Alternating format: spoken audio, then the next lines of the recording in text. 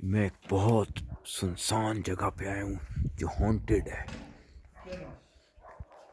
ऐसी सुनसान जगह जहाँ आपके आते हुए गांड फट जाए।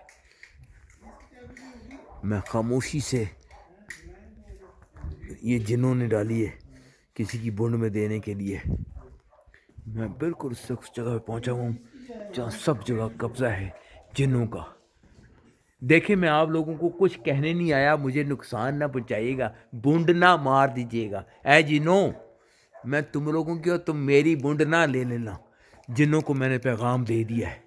ऐ जिन्नो, देखिए इधर रात के टाइम, इस टाइम रात के 12 बज रहे हैं। यस, लाइट ला रहा हूँ। ओके, आवाज़ें आ रही है जिन्नों की। वेट करो, मैं फिल्म बना रहा हूँ। मेरा लाना आता है, मोबाइल से जला लो। दूसरे लोग हैं, ये देखें आप, ये थर सी हो रही है।